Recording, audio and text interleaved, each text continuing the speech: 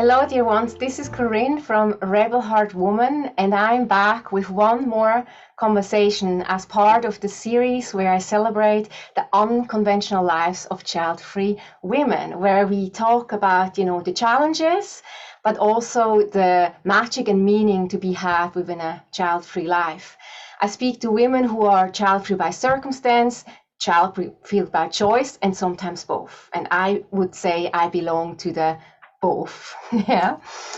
And we are going to do things a little bit different today. I'm actually going to be the one being interviewed by, my wonderful soul-based coaching teacher and mentor, Annemiek van Helsdingen, who agreed to do this with me. Annemiek, I am so, just full of joy that we can do this together. Welcome. Yeah, thank you, Corinne. It's such a blessing to be part of this and to be part of your journey in a little way as well. Yes, I'm very happy to be part of this conversation. Thank you. Yeah, because there are different reasons why I chose to do this with Annemiek. One of them is that I had coaching sessions with her as part of the training that I did with the academy back in 2018, 2019. And during that time, I was in a place in my life with this whole navigating this question around, okay, what next step on our journey with trying to conceive? Yeah.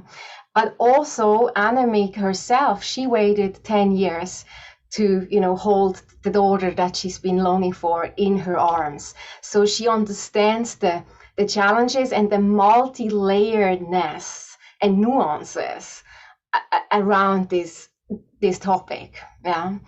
And yeah, that's really why I chose her to be here today with us. And yeah, so I'm gonna basically now hand over to Annemiek. I'm gonna let go of leading this conversation. And yeah, Annemiek, you take over. Yeah, so I'm happy to. And as I said, I'm really happy to be part of this conversation because I think it is something that is talked about not nearly enough.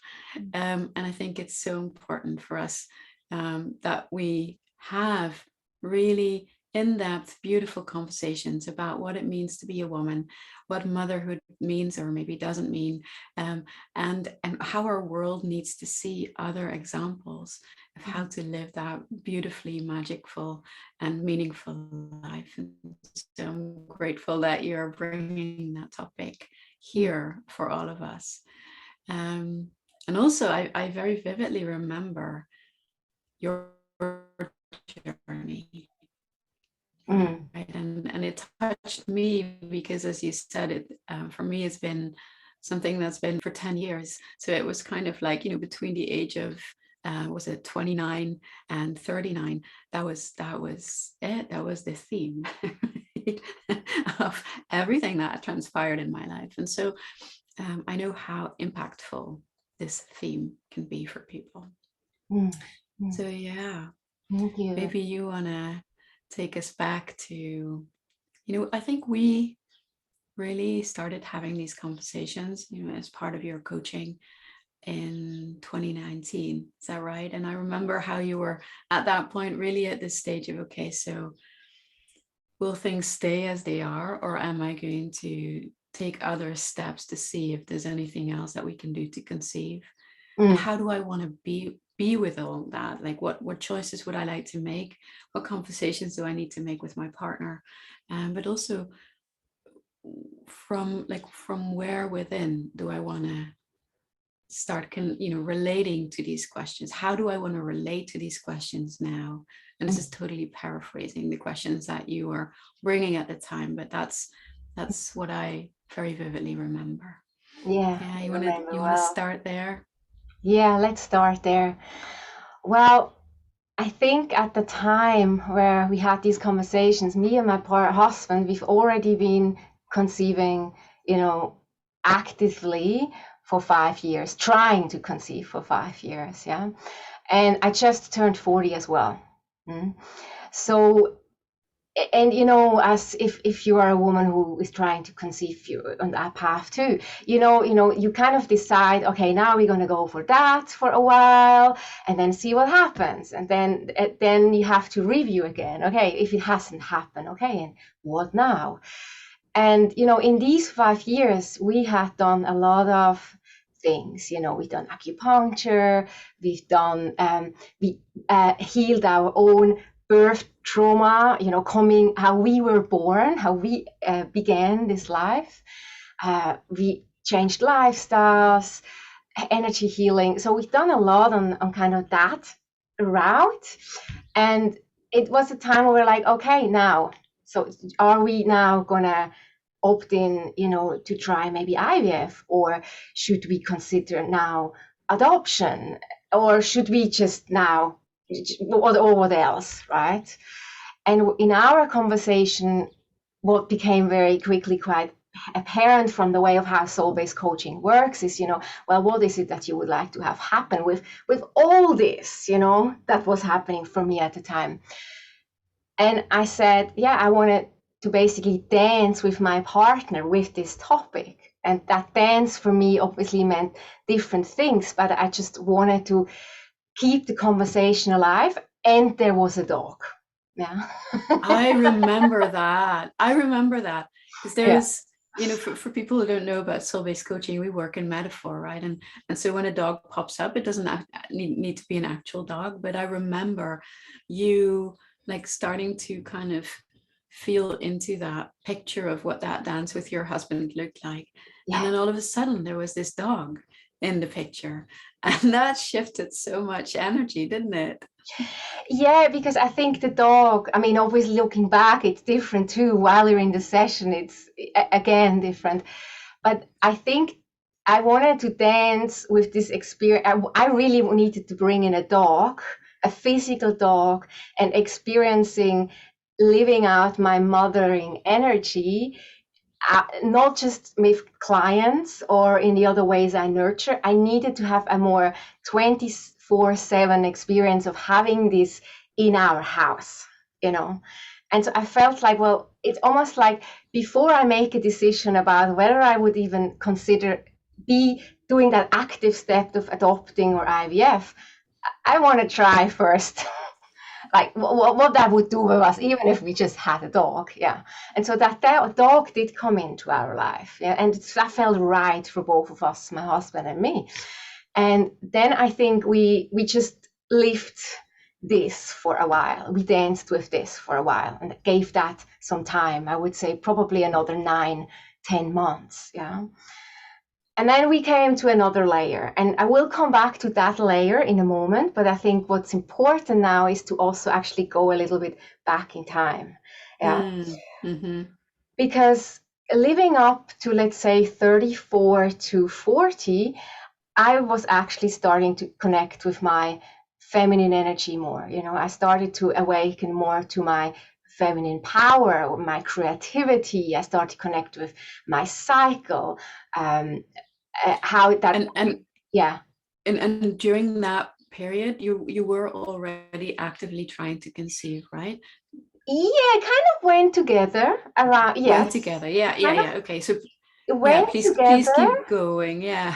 Went together, but I would say being on that journey, and then also I trained to become a birth doula. So I started to become very fascinated with the womb space, and I actually started to see a woman's capacity of creating life as something amazing, and then motherhood as itself, and maybe living the spiritual path through mothering.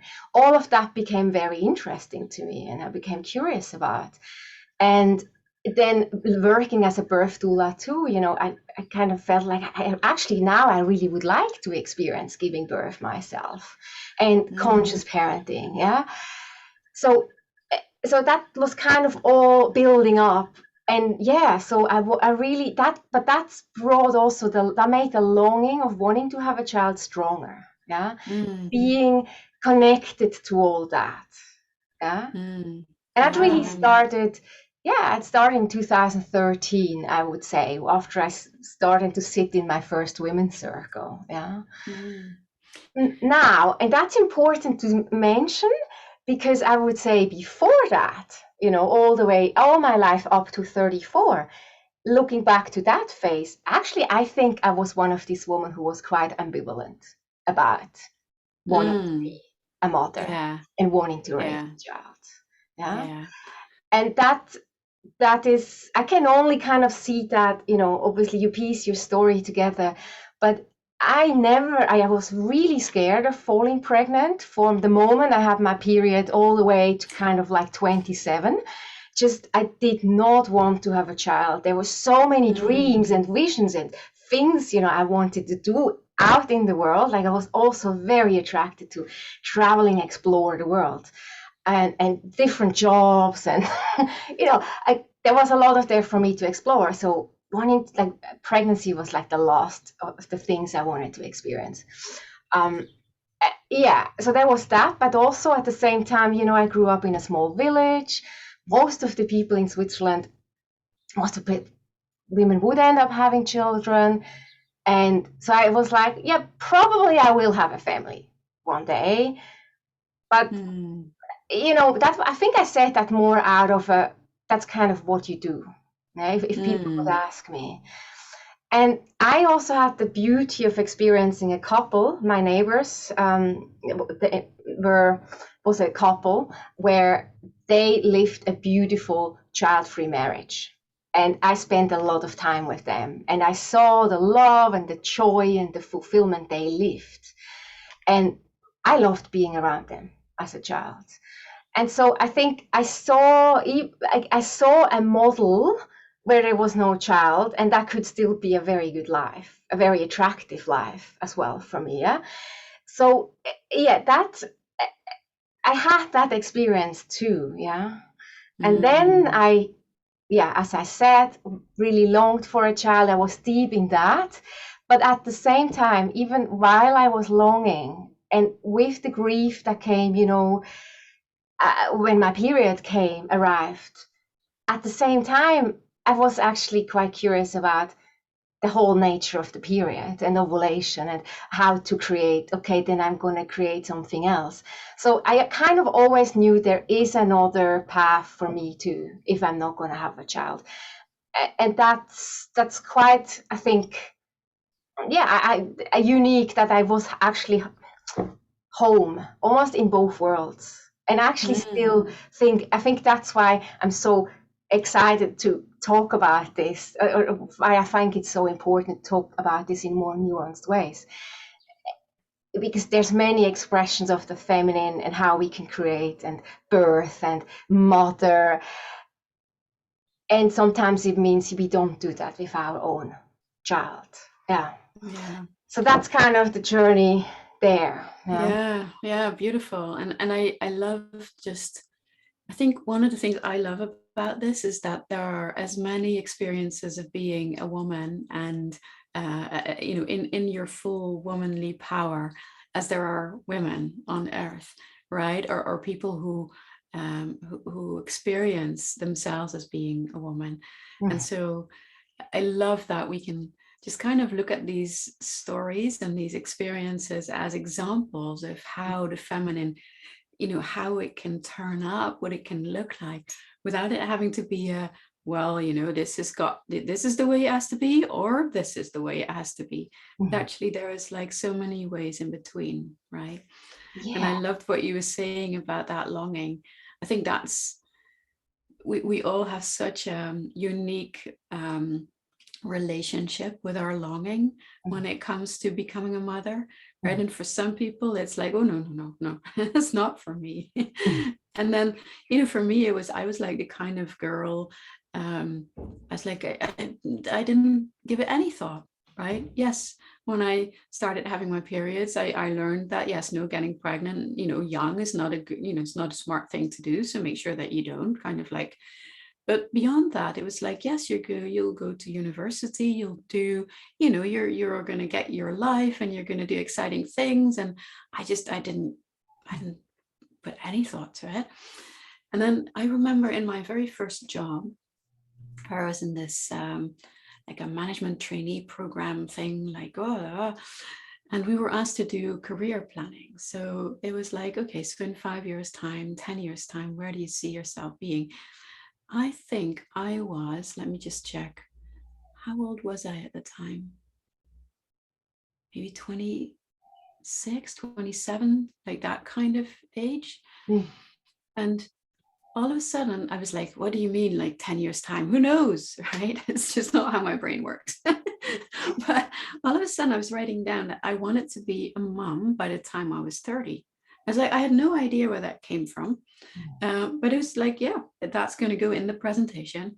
Like that was odd because nobody else was talking about this. But I just like, okay. So I just took it as a, okay, that's kind of the brief now, life. That's what I want. And so, and my partner at the time, like he really did not want kids. He was like very outspoken. I was like, well, I'm not going to worry about it now. We'll see where, what happens with life. And so I remember that, I think it was my 28th birthday, that he came home and had this whole package of like baby food and stuff. And that was his gift to me. Like, yes, I'm ready. I want this. And that was the moment where like my longing was like, there was nothing held back. There was like, oh yes, we're going to do this. Bring it on now. Yeah. And then life happened. And there was all sorts of ups and downs with it. But that really strong longing has got unchained in me. And I think that learning to, I guess that a lot, I don't know, I'd be interested to hear your views on this, but I guess that a lot of this journey is about learning to navigate your longings and honoring them, and then also dealing with disappointment and grief, if that's part of the longing, or if is that right? That yeah, seems definitely. to be so center stage there. There's also, it's like, I mean, we could go into a whole discussion about what is longing, right? Is it the same as desire and so forth, right? I think in some ways my longing for a child also at the same time brought me deeper into what I do now. It evolved, so I evolved through that longing. And even though the child never came, there was like, I ended up, because of the longing, in other places. And you co-create with life. So sometimes obviously you will meet your longing, yeah. But sometimes a longing it's pointing towards something else than the thing that the package of what you think you're going towards, yeah. And I think it's also important, and that's what I like so much about soul-based coaching, is how we update. Well, you can have a longing or a desire, but well, my desire was, well, if it's not happening like this, well, then my desire changes, because I don't want, then I want something else. Yeah. And so that's, for example, getting the dog. And then with the dog, that things changed. And then we came up to a new layer, probably a year later, where it's really the question, okay, we don't want to do IVF. That's clear now. We looked a little bit into adoption. We danced with that. But again, it's not like I couldn't fully say, yeah, that's us. That's our path. So I had to trust, okay, that whatever that ours is will reveal itself. And then it kind of became clear in a experience, like in a cathedral, in Chartres Cathedral, during a funeral, where there was someone beautifully singing, and I was sitting in front, I think the Virgin Mary, and well, it was clear, the message, it was just clear. You just got to surrender completely. You're here to create whatever wants to be created through you, and whatever you desire to create too, but you're also you're a conduit. And you can trust me. You can trust me in this. And there was grief there, but at the same time, I knew, I know this. See, deep down, I knew this in a way all along. but it's just life is we see things when we're ready to see them and digest them as well, right? Like and I think that it's kind of what you were saying about the longing is that I think that very often like we feel like it's a very physical thing, right? That longing, it's like a very heart and soul kind of experience. It's like an embodied experience of like, I want that. But then that we want, we kind of put a picture on it, of what we think it's going to look like, or it would look like, or it's got to look like. But I don't think, we're not very good at, as humans, to have the correct picture out there attached to it. Does that make sense? So it's like the, and we take it as the same thing very often. So it's like, I think that longing is like this force that pulls us forward, like really, that is that invitation to co-create with life. But then our ability to let go of the actual kind of, this is what it looks like. It's like, that's not usually, we're not really trained in that very much. And I think a lot of the spiritual traditions are helping us these days to get, like, to start having more awareness around that. To be with it, like to have it, to hold it, but at the same time live life as it, like show up in life as life meets you, right? But that's, I think, and again, I think because of the more, maybe, the things I learned through the more feminine spiritual path, where that is allowed, where there's that is allowed, that has a place in it, where things mature and germinate, where it's not clear right away, and where you just you go with the season of life, and that new layers will show up then sometimes, that need to be looked at again. And like one layer at that point, where then was like 42 or 41 and a half, was where my husband was like, look, now I think it's really important that we really imagine our life staying child-free and into old life, and how can we envision that, and what needs to happen, what do we want to have happen then if our life stays like that. There's that we like embracing the child-free life, and that brought up a new layer, some new layers for me, especially where there was some fear, where I had to work through. But at the same time, that's where I start to feel a real excitement of also just really now stop focusing on this bringing in a child, and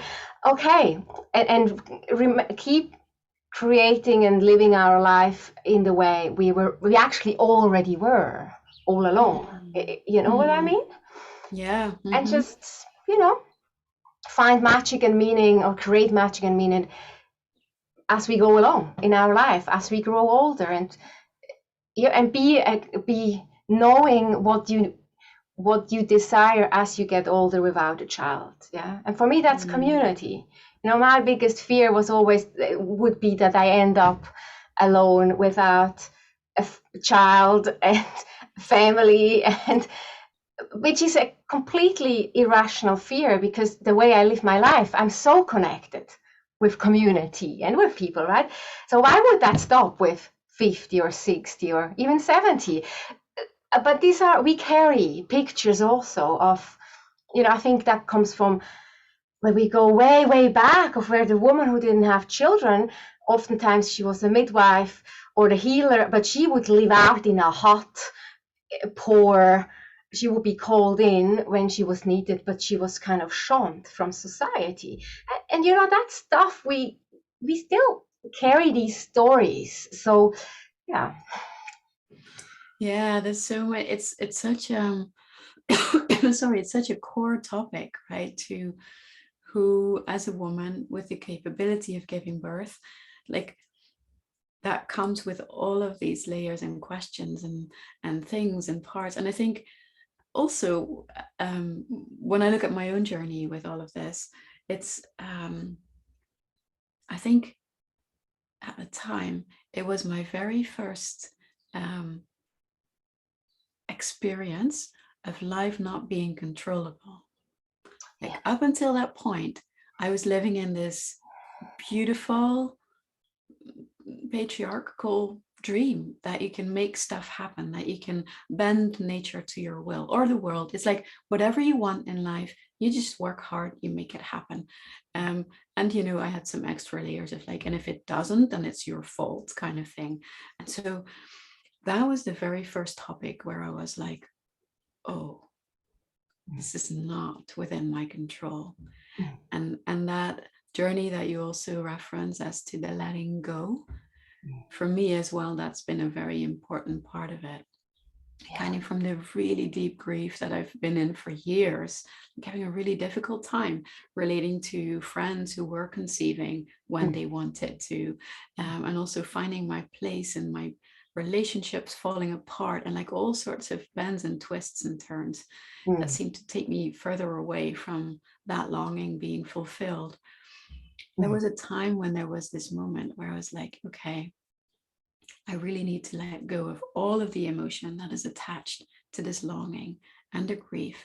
Like honor that all of that is present, but also stop that from being the only focus. I need to start making peace with like the worst case scenario. It's like when it's not happening, then what? Who am I then? Who do I want to be then?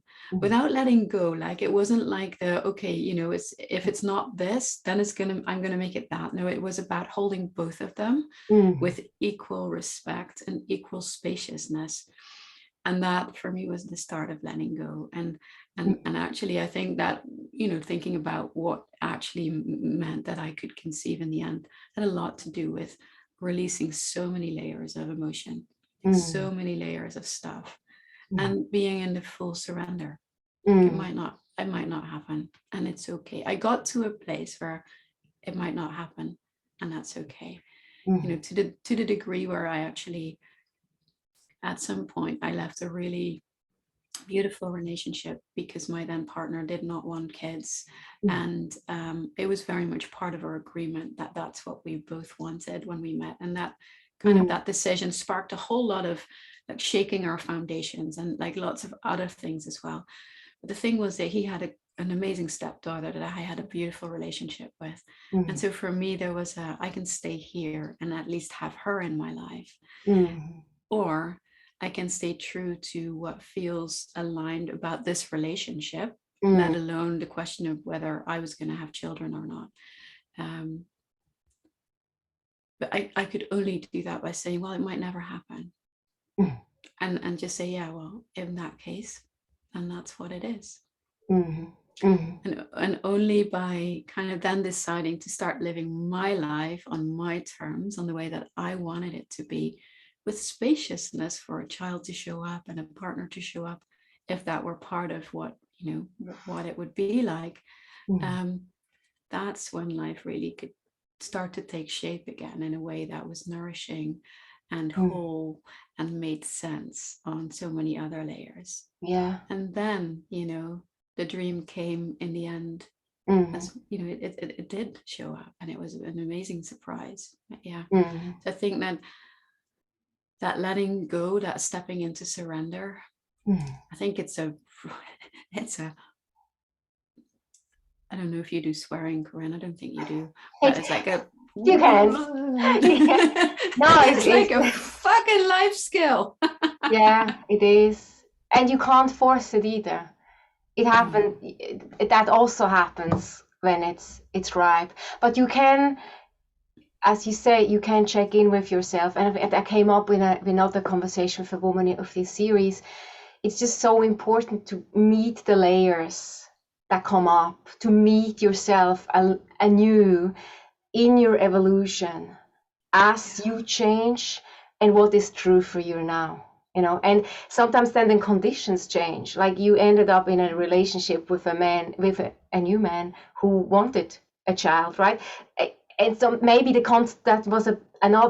constellation was right for that to happen there, right? Like, I mean, of course we never know 100%. It's life, Absolutely. but I think, yeah, that's the important piece of meeting ourselves again and again in this process and really go inwards rather than listening to what others people advice is on what you should do or could do or all that stuff, because that is really confusing in this topic particular, because it is so charged.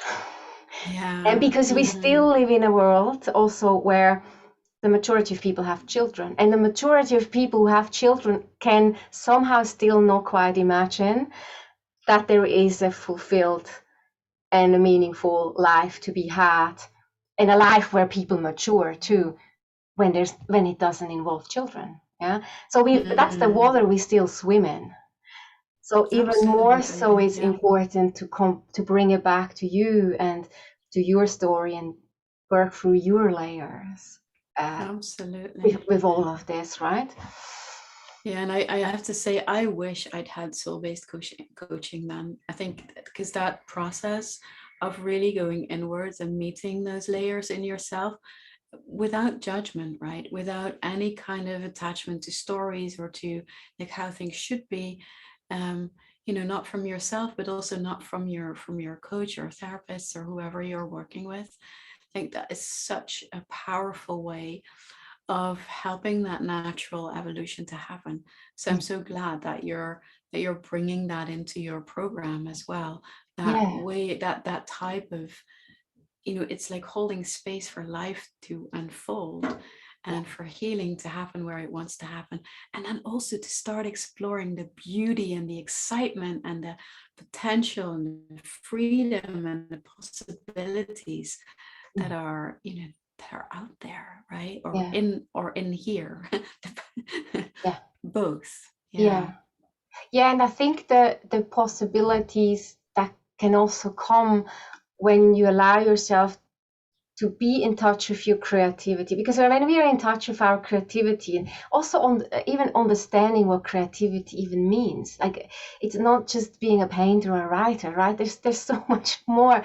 But once we get in touch with that, that's when, which we sometimes don't do, when we can cut off from that a little bit when we are focused on the baby alone. Yeah, especially if it's not happening. So we kind of may no longer actually nurture the womb space, for example. Oftentimes we're only in touch with it when we are pregnant. When women are pregnant, that's the only time you bring focus to your womb. But there's so much more life inside your womb, vitality, life for other things to be born, idea babies. And that's where I see a huge shift when women start to honor and actually to first recognize that they have that within themselves, but then see what happens when they start to use it. Yeah. Oh yeah, it's like that enormous shift when we can let go of the mind driving everything that we do, and not even the heart being like the primary driver, but going through the womb and making that kind of really listening to the knowledge and the impulses and the incredible vibrancy that is there. That is such a beautiful shift.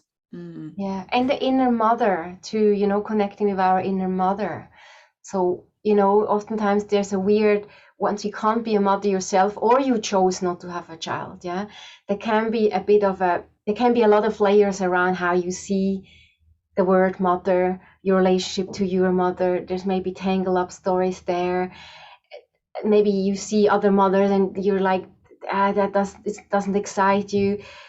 And so then you maybe sometimes start to disconnect from the mother, generally the qualities of the mother. But qualities of the mother is also about bringing love back to you. If you can be in touch with your inner mother, you can also be kinder and more compassionate with yourself. It's not even about directing that towards others, which you can do and which we obviously do with people we love, and some bring it in other ways. But it's about also, bringing that motherly love towards you. towards us. And in that process of trying to conceive, that is, we need that. We need that self-compassion. Yeah. It's very important. Absolutely. Yeah. Well, I know there is many, many more layers to what we could talk about. Maybe for today, we've given like some thoughts and things to dive into for people who are watching. But would you want to share a little bit more about the program that you're offering to help people create that magic and meaning in a child-free life? Yeah, so it's a 6 months group program online where, you know, I help women. Well, first of all, I think really deeply feel that you're still a woman, a fully woman, and you're fulfilling your purpose as a woman, even if you may not give birth to your own child. Yeah. And untangling all the story that make us believe that that might not be true, and the shame we may carry around not having given birth to our own child.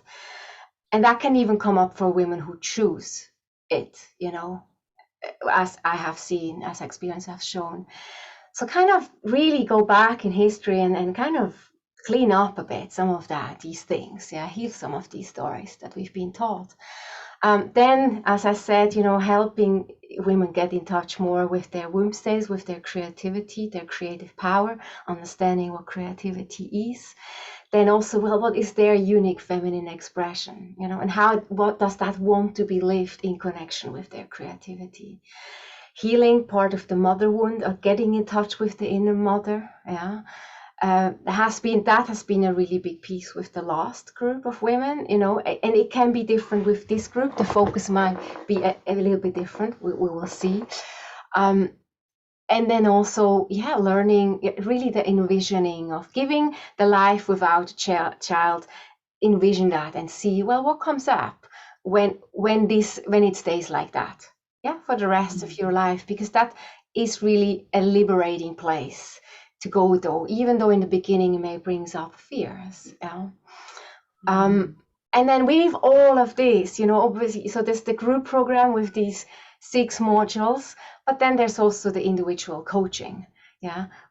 Like, as you learn, you know, what do you want to have happen with all of this next?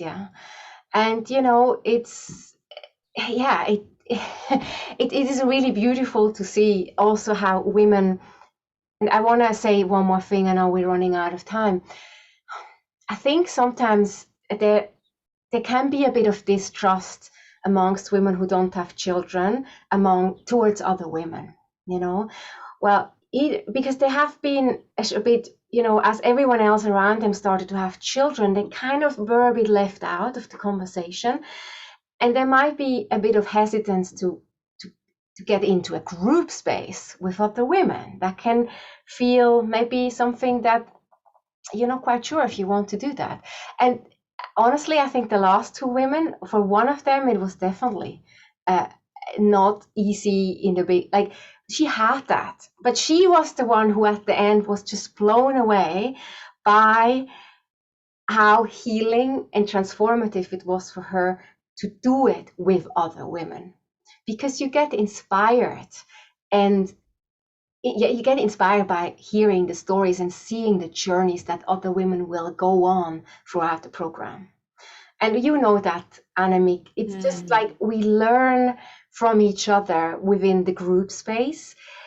And even though there's obviously a lot that can happen within a one-on-one space, I think with this topic, that's why I bring it into a group program, there's just a lot of healing and transformation happening, the coming together of women who are going through something similar. Yes, and even you know, as women, I think our connections with our communities are so incredibly vitally important. And our modern day world has kind of made it hard for women to have that kind of support, which we thrive on. And I think just reclaiming that you can be in a group of women and that you can be supported and laugh together and cry together. Like all of these things are just available for you in a way that is nourishing and fun and healthy, and it's not a drain, where you're met in your entirety of who you are. You don't have to change anything. That is such a powerful thing. And that learning of, as things arise in every woman's journey, to like, okay, she's meeting herself there right now, she's moving through this. Okay, it can also really give encouragement for it's just encouraging to see others as they journey through these different Absolutely. layers. Yeah. So, and there's, out of all that, there's really much more courage to just stay true to yourself on your path, but also peace. There's a lot of peace, making peace with maybe what has happened in the past, and moving forward with, with into a direction where you see, where you can see how creating and magic is possible for you within a child-free life. Yeah. So, yeah. Beautiful. Thank you for all that you do, Corinne. Thank you for having this conversation. And it starts on the 12th of February. If you want to learn more, click on the link in the show notes. And I'd love to just, have a conversation with you and see if the program is the right fit for you. And to you, Annemiek, I see you soon. I look forward to it. Thank you so much. All right. Goodbye, everyone. Bye, everyone.